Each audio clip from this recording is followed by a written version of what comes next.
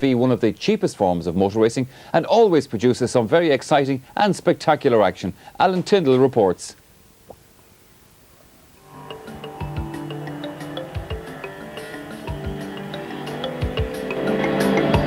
Mondello, hustle, bustle and big bills for many. Motor racing is seen as an unobtainable dream by most people, but today it does not necessarily mean big bucks, because at the cheap and very cheerful end of the sport, there is great fun to be had at a very low cost. Indeed, ask any of the drivers in the Yorkie Formula V Championship. I do most of the sprints and hill climbs as well as here at Mondello. It's about the only single-seater that I know that can cover everything, including some races in England as well. $3,500 seems a remarkably small price for such a beautiful motor car. Well, this is the beauty of the Class Plum. It is a cheap class to drive in.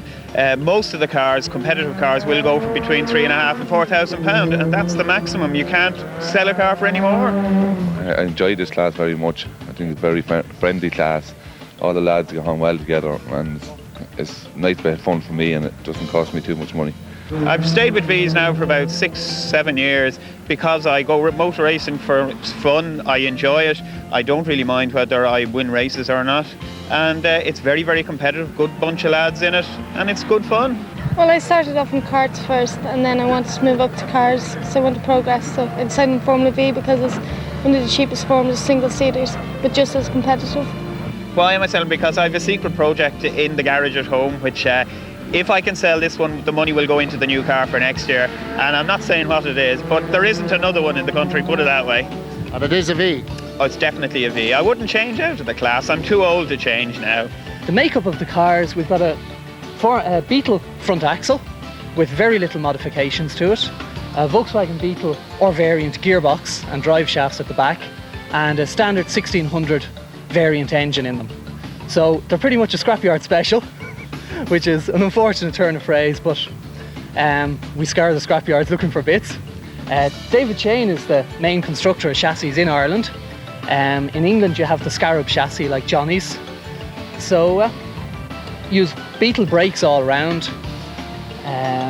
But the tyres are last year's Formula Ford tyres, so that keeps the costs down as well. And they're special control Weller wheel rims.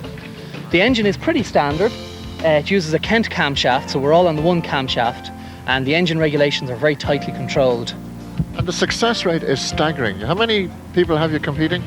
Well, at the moment, this weekend, I think we've over 40 cars out. So, looks like people have really caught on to it. And it's highly competitive stuff. Is it what? Yeah, it's pretty competitive, all right. There's no quarter given or asked.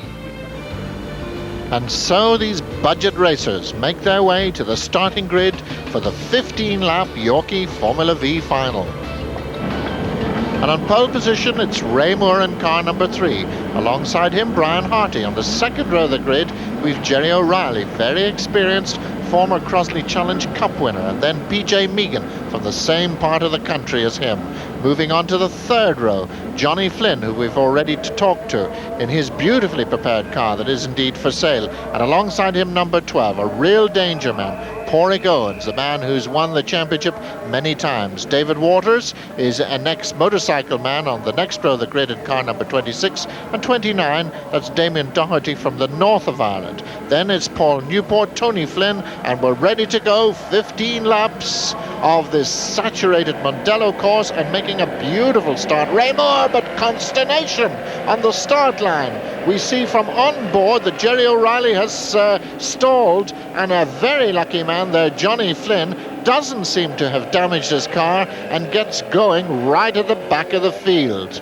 Well, my goodness, what a start. Now just watch it again. You see Gerry O'Reilly in the second row of the grid, Johnny Flynn there, and how he missed that Armco. He really was very lucky and missed everybody else. He gets going, very last man. Gerry O'Reilly, second last man, as the cars head down into Coca-Cola and out onto the back of the circuit. And really is slippery. We've got another spinner there. That's Peter Panama who goes round. At Budweiser Bend for the first time, it's Ray Moore in the lead.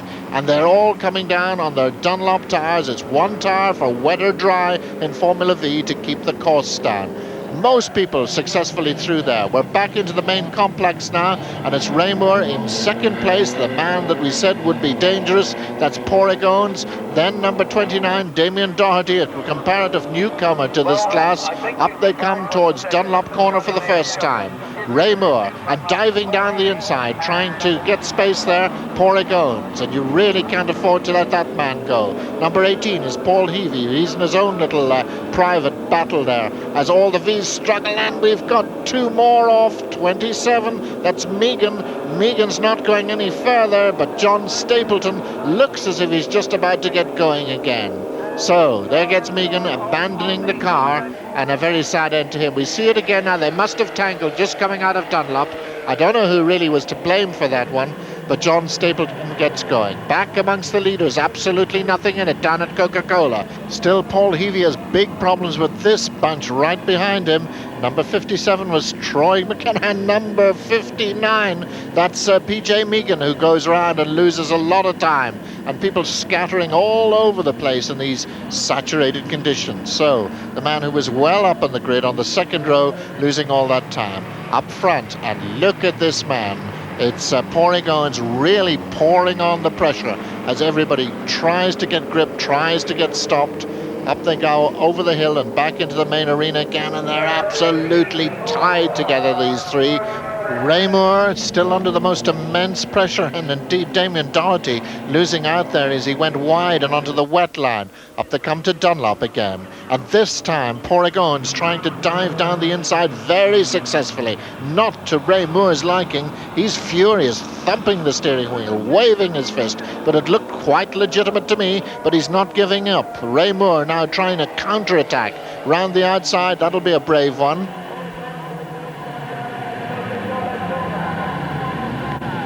So Porrigones, the former Dunlop Motorsport champion, out in the lead, and he's going to be a very, very hard man to catch. Not this poor gentleman who goes off on the outside of Coca-Cola, luckily into nobody's path. This is the battle then at 5 laps for second place between Raymore and the Ulsterman Damien Doherty.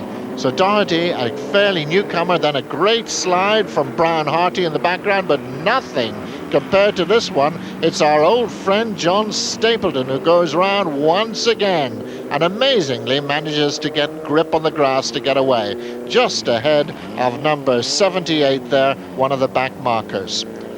Meanwhile, back up front, Owens, and this titanic battle now for second place. And Damon Doherty looking very threatening as he comes down the main straight this time. On the outside, Doherty going past. His left is braking impossibly late. He torpedoes the leader. Oh, what bad luck there on Porrigones. That's really sad. We see Brian Harty going past in the background. We see it again from another angle. And really, that was a big, big mistake from Damien Doherty.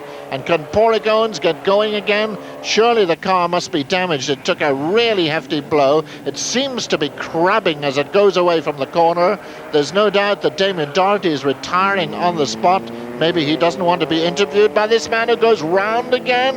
And that really can only mean one thing, that the car is absolutely out of line. That looks like the end of Porrigones, through no fault of his own, from today's racing. So that puts a whole new complex and things up front, and it gives an enormous lead to this man, number 3, Raymore.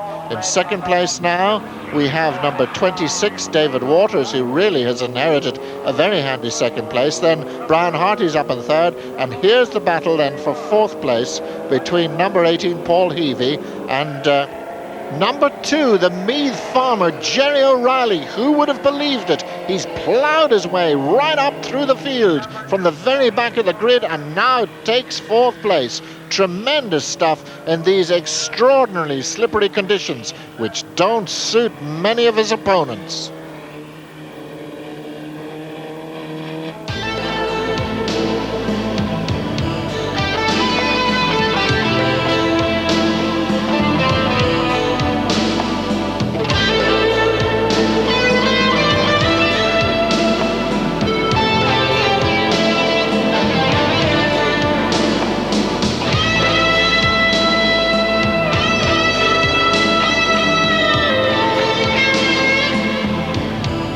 Yes, they're slippery characters, these Yorkie racers, and slithering his way up through the field in fine style, Gerry O'Reilly, who now goes for third place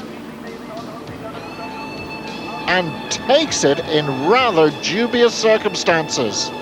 Gerry O'Reilly literally had the nose of his Shane under the gearbox of Brian Harty's car, just pushed him out of the way. I will imagine that Mr. Harty is far from pleased about that manoeuvre. A few laps later, and this is the situation. Ray Moore still out front, but look now, this battle for second place between Dave Waters and that ever-closing man, Gerry O'Reilly, going from second after coming second last off the start line. It's an amazing drive. He tries down the outside. Surely he'll try and dodge back on the inside, but there isn't room there. He's really got his eyes set on the leader now as he tries a maneuver right round the outside. It's virtually impossible at Coca-Cola, but it looks as if he's going to do it. That's absolutely amazing. So Gerry O'Reilly, with about a lap and a half to go, moves up to second, but has he left it too late to catch Ray Moore, now ahead of him at Budweiser Bend? There's Ray Moore, number 3, taking a wide line into the corner, the correct line. Gerry O'Reilly fighting with the opposite lock, just a little twitch there as he powers his car out of the corner, up over the horizon, back now into the Yorkie complex of bends, and closing all the time, undoubtedly the fastest car out there, closing all the time on Ray Moore, but he may just have left it a little bit too late. The slightest mistake, the slightest bit of extra power on these conditions, and you're round, as we've seen so often today. So Moore comes over the hill. In second place now, Gerry O'Reilly, leaving Dave Waters literally in his wake, in his slipstream. And down he comes to start his last lap, and a desperate lap it will be from this man who has done Formula Ford racing and Formula V, and there's a great bunch of lads, all from County Meath, who are great friends and really enjoy this. Porrick Owens was one of them, one of his great friends, who had misfortune earlier on today, but Ray Moore really has to keep a cool head now as the Yorkie car closes in. Just about 3 corners to go, and down he comes, Gerry O'Reilly, still closing all the time. He's very, very fast into this corner, and indeed very fast exiting it also. Seems to get a lot of grip there. Down they come into the left-hander for the last time, and Gerry O'Reilly really has a go as he came over the top of the hill there. But a little bit of understeer. Now he's got to get the power on early. This is his only chance. He gets a little twitch as he come up to Dunlop. A back marker 78 won't be in the way. It's looking like Ray Moore's race if he can just keep it.